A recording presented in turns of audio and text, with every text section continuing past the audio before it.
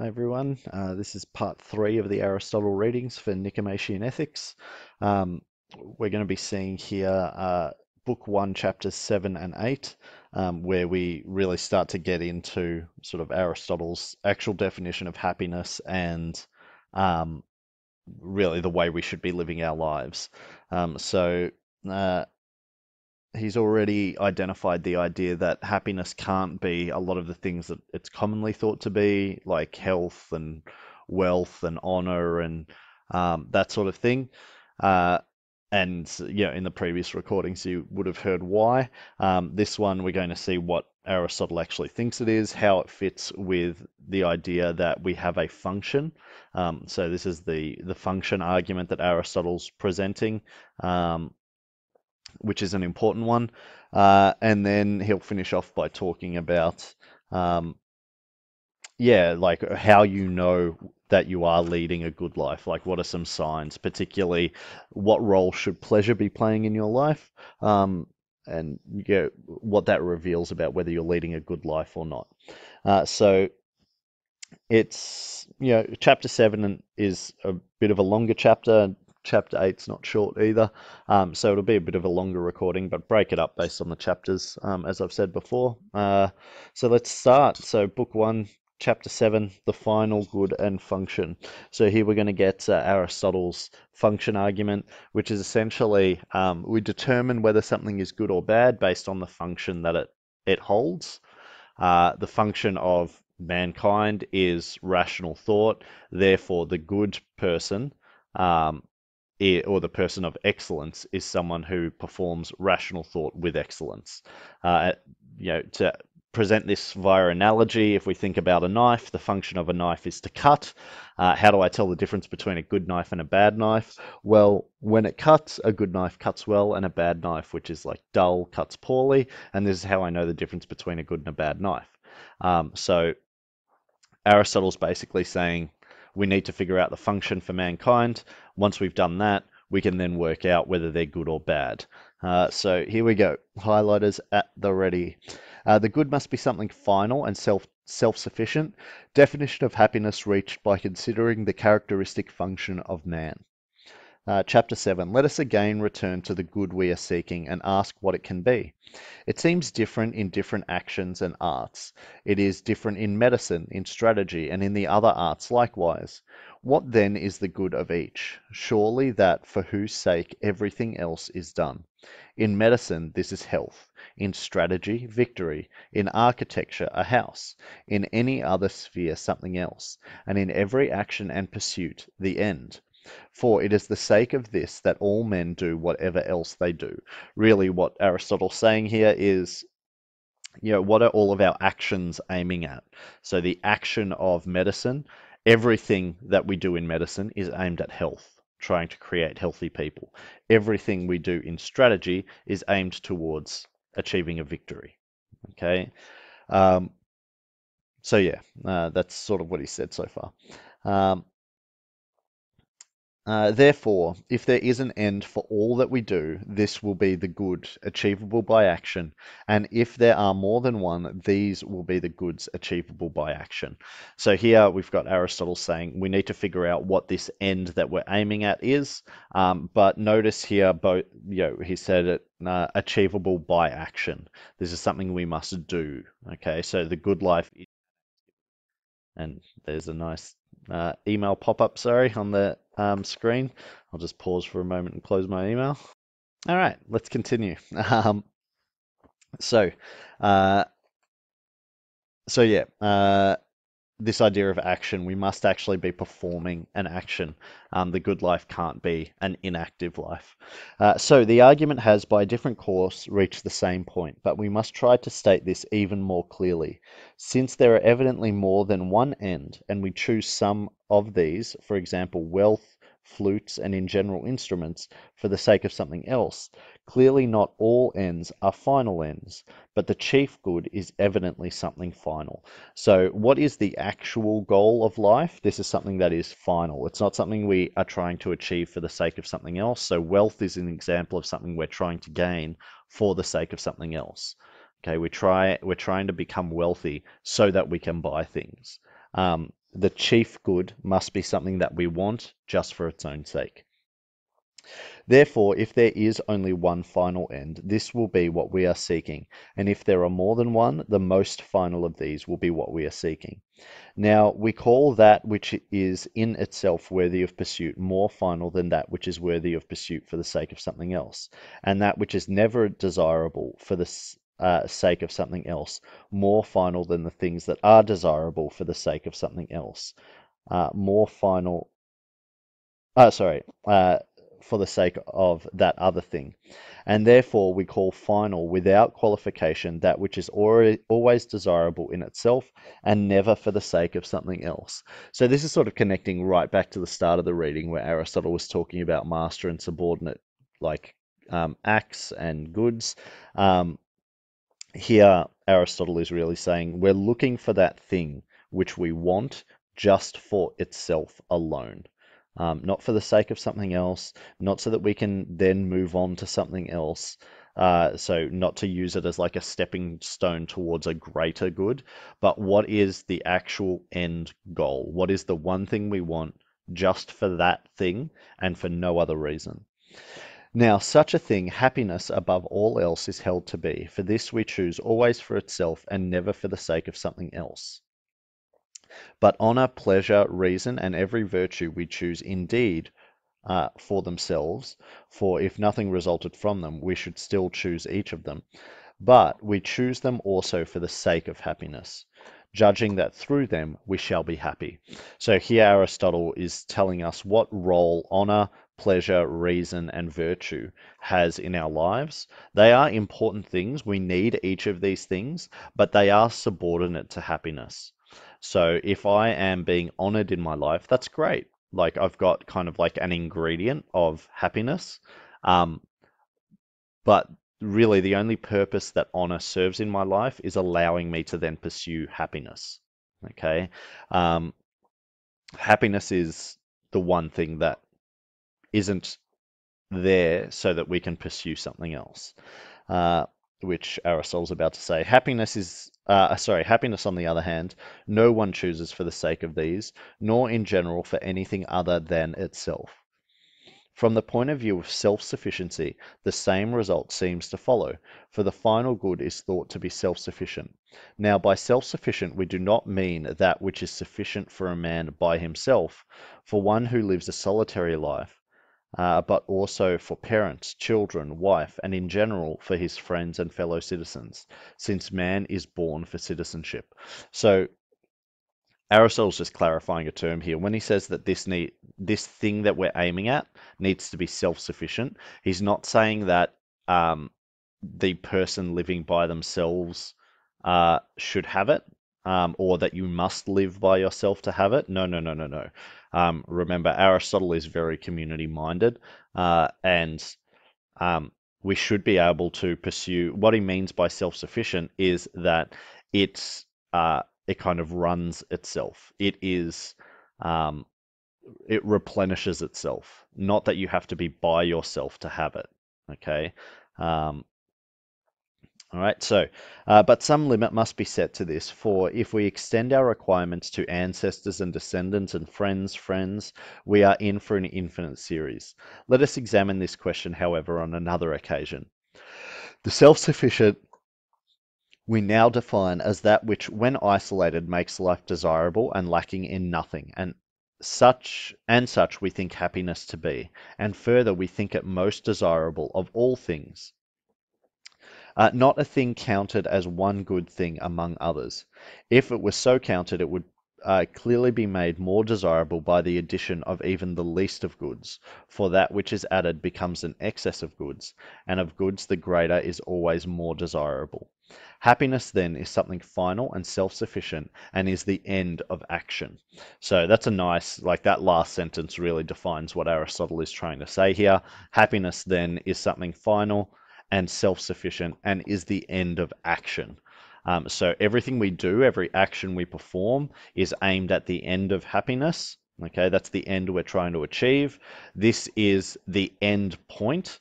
So we're not trying to achieve happiness for some other sake. We just want happiness.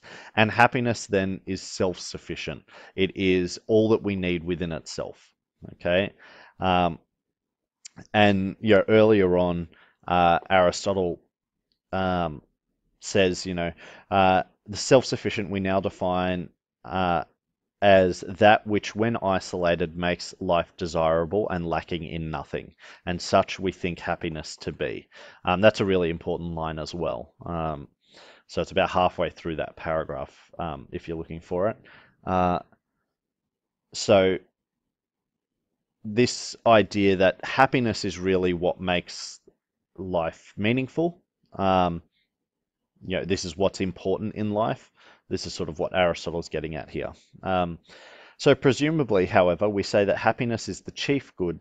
To say that happiness is the chief good seems a platitude, and a clearer account of what it is still desired. So Aristotle's sort of saying, yeah, but you're probably sitting there saying, yeah, but what is happiness? Well, let's talk about that. This might perhaps be given if we could first ascertain the function of man. For just as a flute player, a sculptor, or any artist, and in general for all things that have a function or activity, the good and the well is thought to reside in the function, so would it seem to be for man, if he has a function. Have the carpenter then and the tanner certain functions or activities, and has man none? Is he born without a function? Or as eye, hand, foot, and in general each of the parts evidently has a function, may one lay it down that man similarly has a function apart from all these? What then can this be? So we'll pause there for a moment before he starts talking about function. Aristotle here is saying that to determine what our good is, we have to determine what our function is. What are we here to actually perform? This is commonly identified as a weak point in Aristotle's argument because he is just assuming that man must have a function. He's sort of saying, well, everything else has a function, so mankind must. But when we think about the types of things that he is discussing here, they're all things that have a very clear purpose. So, for example, an eye, whether it was, intelligently designed by a creator or whether it came about through natural selection and evolution, doesn't really matter. The eye very clearly has a purpose, which is to allow sight. Okay, and so therefore we can identify the difference between a good eye and a bad eye by how well it allows its holder to see. When we think about jobs, so we talked about like a carpenter and a tanner. A good carpenter is able to build things well. They'll be sturdy. They'll be pleasant to look at. All of those things that we see in nice furniture.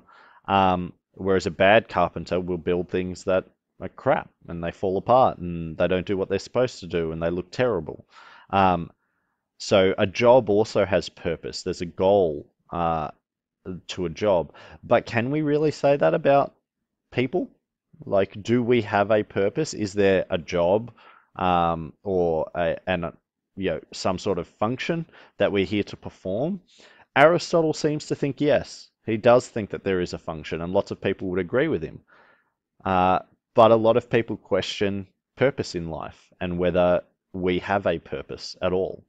So this is, often seen to be a weak point in Aristotle's argument. He's assuming that we have a function, and he's about to tell us what that function is, which is rational thought. But, I mean, is there any evidence to suggest we have a function? Well, not really. Okay, this is not the same. We are not the same as an eye, which very clearly is designed to do one thing. Okay, we're not the same as a job that we do, which again is very clearly there to produce one thing. Human life is there. It's unclear what it's there to produce. It's unclear what it's there to achieve. Okay, it's unclear whether it has a purpose or not. All right, so in terms of rebutting Aristotle, this is a good point to attack. Let us exclude, therefore, the life of nutrition and growth. Oh, sorry, did I skip a little bit? Yes, I did. Life seems to belong even to plants, but we are seeking what is peculiar to man. Let us exclude, therefore, the life of nutrition and growth. So if it was simply to grow, then our purpose would be the same as a plant's, and Aristotle doesn't think this is good enough. We're looking for the unique purpose of mankind, so it shouldn't be something that's shared by plants, for example. Next, there would be a life of perception, but it also seems to be shared by even the shared even by the horse, the ox, and every animal. So then we ask ourselves, well, what can't plants do? Well, plants don't really seem to perceive the environment that they're in. Okay, they don't interact with their environment, or this is questionable itself. Like, what does perception count as? But there's no evidence that they can see and interact in that very active way that we can or that other animals can. Okay, but Aristotle points out here, well, this still has the problem that it's shared by other animals. So it's not unique to man. So there remains then an active life of the element that has reason. Of this, one part has it in the sense of being obedient to reason, the other in the sense of possessing reason and exercising thought. And as life of the rational element has two meanings, we must state that life in the sense of activity is what we mean, for this seems to be the proper sense of the term. Again, Aristotle bringing this back around to the idea of action, rationality which brings about action. Okay, not just rational thought. Sitting at home and thinking is not enough. Rational thought, which then leads you to correct action, is the function of man. Now, if the function of man is an activity of soul which follows or implies reason, and if we say a so-and-so and a good so-and-so have a function which is the same in kind, for example, a lyre player and a good lyre player, and so without qualification in all cases, eminence in respect of goodness being added to the name of the function, for the function of a lyre player is to play the lyre, and that of a good lyre player is to do so well. If this is the case, and we state that function of man to be a certain kind of life, and this to be an activity or action of the soul implying a rational principle, and the function of a good man to be the good and noble performance of these, and if any action is well performed, when it is performed in accordance with the appropriate virtue, if this is the case. Uh, Human good turns out to be activity of soul exhibiting virtue, and if there are more than one virtue in accordance with the best and most complete. So that was a really long little section there from Aristotle. Hopefully you sort of kept up with it. I think he's relatively clear through that. How do we tell the difference between your everyday, for example, musician and a good one? Well, we have to understand what they're trying to achieve. So if I picked up a guitar and started strumming it, I am playing the guitar, but this would be very different to playing the guitar well. Okay. And so this is sort of the problem that we've got. Sorry, not the problem. This reveals to us the importance of function. Whilst both myself and the good guitar player are achieving the same function, one is doing it well and the other one is doing it poorly. Okay, and we would be right to say that the better guitar player is performing their function better, okay, with excellence, as Aristotle likes to say. So what then is the function? Well, our soul's function is rational thought, and this is kind of like knowing how to play guitar, but this doesn't make you a good guitar player. What makes you a good guitar player is then actually exhibiting that and showing that, okay? And that's what Aristotle has sort of said here. Uh, so, the soul exhibiting virtue is what we're talking about, the function of man. But we must add in a complete life, for one swallow does not make a summer, nor does one day, and so too one day or a short time does not make a man blessed and happy. So Aristotle here, he's been quite realistic in this next section. We'd be wrong to think that this is enough, that all we have to do is think with rational precision and then act on that, and that would be all the ingredients for the good life we need. Not quite, uh, because one good day doesn't make a good life. really, is what Aristotle's saying here. There's an element of luck in the good life as well.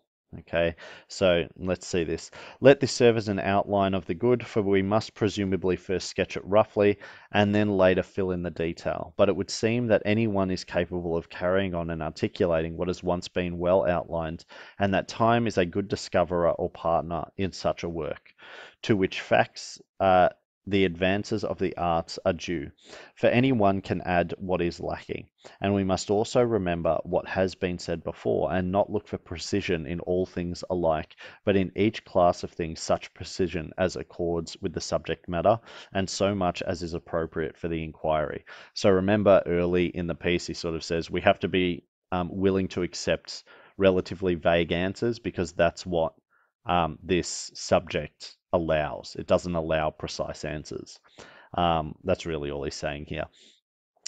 For a carpenter and a geometer investigate the right angle in different ways. The former, the carpenter, does so insofar as the right angle is useful for his work, while the latter, the geometer, inquires what it is or what sort of thing it is, for he is a speculator of the truth.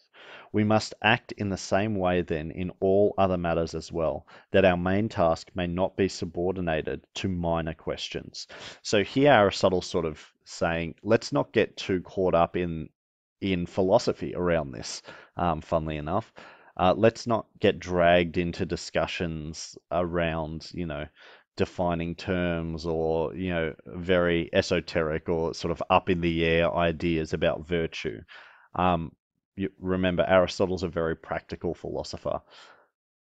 The answer we've got seems good for now. Let's work on that. Let's bring it back into the real world. Let's actually try and apply it to our lives.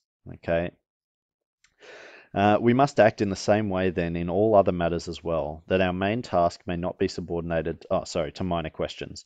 Nor must we demand the cause in all matters alike. It is enough in some cases that the fact be well established, as in the case of the first principles. The fact is a primary thing and first principle. Now, of first principles, we see some by induction, some by perception, some by a certain habitation, and others too in other ways. But each set of principles we must try to investigate in the natural way, and we must take pains to determine them correctly, since they have a great influence on what follows. For the beginning is thought to be more than half of the whole, and many of the questions we ask are cleared up by it. That whole last paragraph is really Aristotle sort of saying, okay, the answer we've got now, it's not complete, but let's not get caught in the nitty gritty. Let's keep moving this forward. Let's bring it back into the practical, like real world.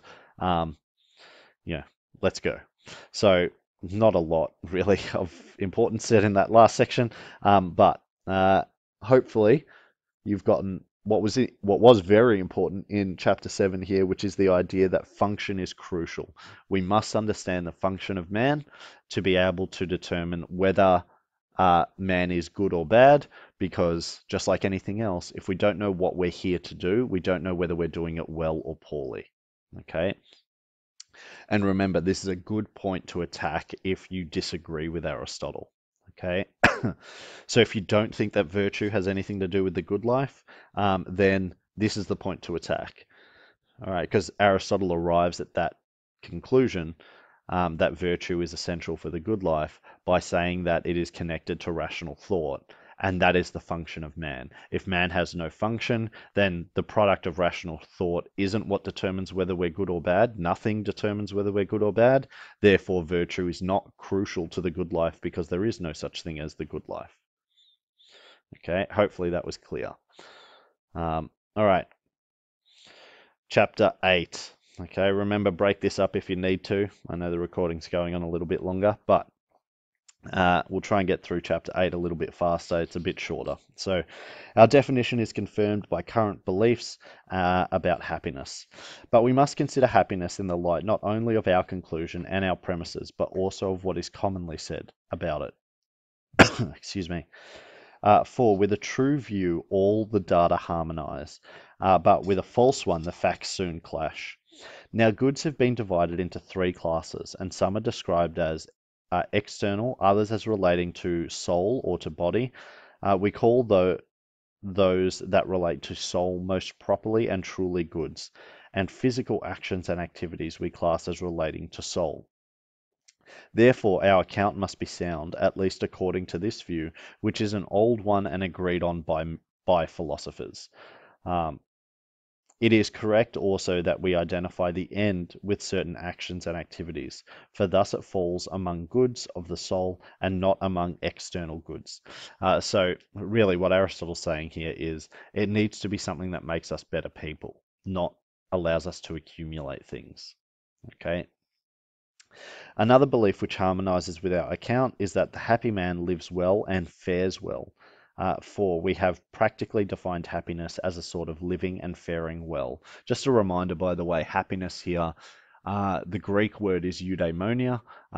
Don't think of happiness in terms of the pleasure sense that we commonly use the word. Think of it in terms of like a life of human flourishing is the best definition.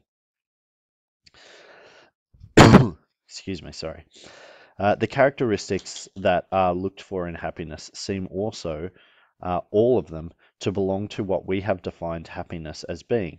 For some identify happiness with virtue, some with practical wisdom, others with a kind of philosophic wisdom, others with these or one of these accompanied by pleasure or not without pleasure, while others include also external prosperity. So Aristotle's sort of saying, well, what is it to live and fare well? Well, there's lots of different definitions, and he's gone through them there. Um, Now, some of these views have been held by many men and men of old, others by a few eminent persons, and it is not probable that either of these should be entirely mistaken, but rather that they should be right in at least some one respect, or even in most respects. So Aristotle sort of showing you what he thinks here by saying that, people in the past, lots of people have thought lots of those things that, happiness is virtue or happiness is practical wisdom or philosophical wisdom. Um, Happiness is pleasure. And what Aristotle's saying is they're probably all right in some way. It's probably a combination of all of these things. Okay. But he's going to give us a clearer account of that now. With those who identify happiness with virtue or some one virtue, your account is in our account is in harmony. For to virtue belongs virtuous activity. So again, Aristotle bringing it back to action here, actually doing the right thing. And he clearly identifies happiness as being very linked to virtue. But it makes perhaps no small difference whether we place the chief good in possession or in use, in state of mind or in activity. For the state of mind may exist without producing any good result, as in a man who is asleep or in some other way quite inactive. But the activity cannot. Uh, for one who has the activity will of necessity be acting and acting well. So this is a really important part here where Aristotle is saying, now we can split virtue up into two things. There's knowledge of virtue and then there's action, which results in virtuous behavior. Which one of these is the true virtue? Which one is to be valued if we're trying to lead a good life?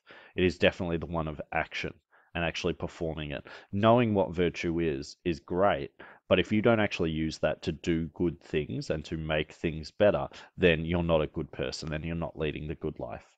And we get the Olympic Games analogy here. As in the Olympic Games, it is not the most beautiful and the strongest that are crowned, but those who compete.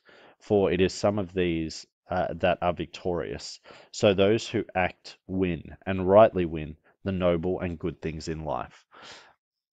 You can sit at home and say that you're the fastest runner in the world, but if you don't go out there and run, then you're not the fastest runner in the world. Okay, and this is what Aristotle's saying here. You can say you're a good person, and you can sit at home and say, "Yeah, I'm a much better person than everyone else." But if you don't go out there and actually make the world a better place and compete, to use the Olympic Games analogy, at being a good person, then you're not really a good person. You might know a lot about it, but that's like saying I'm a really fast runner because I know the action required to run. If I don't perform the action, then I'm not a really fast runner. I have a good theoretical knowledge of running, but to be the champion runner, I must run. Okay. Their life is also in itself pleasant, for pleasure is a state of soul, and to each man that which he is said to be a lover of is pleasant. Um, so a similar thing that we heard previously. For example, not only is a horse pleasant to the lover of horses and a spectacle to the lover of sights, but also in the same way just acts are pleasant to the lover of justice, and in general virtuous acts to the lover of virtue. Uh, so Aristotle is linking here the idea of pleasure to virtue. So remember earlier he said, people who believed all those other things about the good life, all of them probably had an element of being correct. We need the philosophical understanding, philosophical wisdom of virtue, but that must translate into practical wisdom, actually doing virtuous things. Uh, and now he's linking pleasure in. So once you are someone who does that, then you'll actually get pleasure from virtue, either seeing it in others or performing it yourself. Now, for most men, their pleasures are in conflict with one another because these are not by nature pleasant, but the lover of what is noble finds pleasant the things that are by nature pleasant. And virtuous actions are such, so that these are pleasant for such men, as well as in their own nature. Their life, therefore, has no further need of pleasure as a sort of adventitious charm, but has its pleasure for itself. So the really good person will gain all the pleasure they need in life from being a good person, from seeing it in the world around them. Do they need other things? Not really. Like, do they gain a lot of pleasure from, say, food or entertainment? Look, they gain a certain amount, but it pales in comparison to the pleasure they gain from being a good person and from seeing good things done, virtuous things done. Okay. Uh, this is the pleasure that sustains them. Okay. We need a pleasurable life. Well, they get enough pleasure from that life alone. For besides what we have said, the man who does not rejoice in noble actions is not even good, since no one would call a man just who did not enjoy acting justly, nor any man liberal who did not enjoy liberal actions, and similarly in all cases. If this is so, virtuous actions must be in themselves pleasant, but they are also good and noble, and have each of these attributes in the highest degree. Since the good man judges well about these attributes, his judgment is such as we have described. Um, so nice summary here. Happiness then is the best, noblest, and most pleasant thing in the world. Okay. Um, and these attributes are not served as in the inscription at Delos. Most noble is that which is justest, and best is health, but most pleasant is to win what we love. For all these properties belong to the best activities, and these, or one, the best of these, we identify with happiness. So, sort of talked around in circles a little bit there. Aristotle has identified um, virtue as being linked with pleasure. Okay, once you have a virtuous character, you will actually get pleasure out of being virtuous. You'll also get pleasure from seeing others perform virtue, and seeing virtue in the world around you. For example, seeing justice performed. It is also the good and the noble. Okay, so remember though, this isn't just virtuous knowledge, like philosophical knowledge. This is actually action. You have to go out and perform it to actually do it in the world around you. Um, all right. Yet, evidently, as we said, it needs the external goods as well, for it is impossible or not easy to do noble acts without proper equipment. So here Aristotle is bringing it back down to earth. At the moment, it sounds very up in the air. Aristotle sort of saying, this virtuous life, this is what brings you pleasure, and isn't this great, and that's everything that you need. Well, no, not really. We'd be wrong to say that the life that was purely virtuous but had nothing else was a good life. Okay, and this is where the element of luck comes in.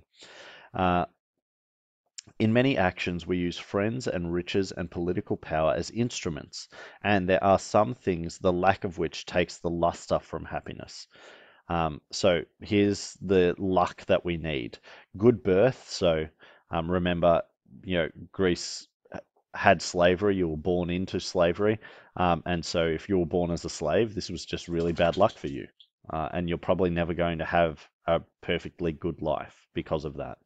But good birth, goodly children, so children who behave themselves and honor their parents. Beauty, you need to be good looking, at least to a certain degree, according to Aristotle. For the man who is very ugly in appearance or ill-born or solitary and childless is not very likely to be happy. And perhaps a man would be still less likely if he had thoroughly bad children or friends, or had lost good children or friends by death. So these are all the types of things that can affect our lives that we have no control over, but can affect our ability to have a good life. A lot of people don't like this part of Aristotle's argument. They sort of say, he spent all this time building up virtue, and then he sort of says, yeah, but happiness can just be taken away by the death of a child, for example. Um, for me personally, I think it's a great section because it's Aristotle being very realistic. Life throws curveballs sometimes, and we would be naive to say that those things didn't take the shine off a well-lived life. I might be a perfectly good person and act perfectly well for my entire life, but if something really terrible happens to me, I'm going to probably finish my life saying, man, I had a good life, but I just wish that one thing hadn't happened. Now, if I'm saying that, obviously something went wrong in my life. Obviously, there's something I wish didn't occur. So I didn't have a completely good life. Um, a lot of people say, no one can be perfectly lucky in life. And so, therefore, no one can lead a good life according to Aristotle. Maybe, but the good life, like the perfectly good life, this should be something that is extraordinary, and perhaps maybe even out of reach. But you know, to bring it back to sort of the archery analogy, which Aristotle's used earlier, the bullseye is the bullseye. Um, you don't get close to the center of the target. You either hit the center or you don't. Now, some people will be much closer to the center than others, but they don't actually hit the center. Okay. And I think the good life is this sort of idea, and this is what Aristotle's saying. Um, the good life is the absolute, like, pinpoint bullseye of the target. It's really hard to hit that bullseye. A lot of things have to go right for you to hit that bullseye. Is it possible? Yeah. Is it probable? No. But it can be done, and it's what we should be aiming at. By aiming at it, we're probably going to get close to it at least. And this will be a better life than if we weren't aiming at the target at all. Okay.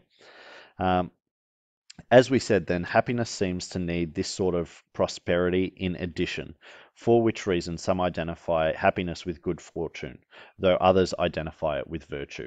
So Aristotle has sort of combined all of those things he talked about before that other people have thought of into one idea. We need virtuous action. We need the philosophical knowledge of what virtue is. This should give us a sense of pleasure. And on top of all of this, we need to be kind of lucky in our life and we need things to go well for us. Okay. Um, so that's it. That's the end of book one. Tune in next time for book two. Thank you very much, and I'll see you in class. Have a good day.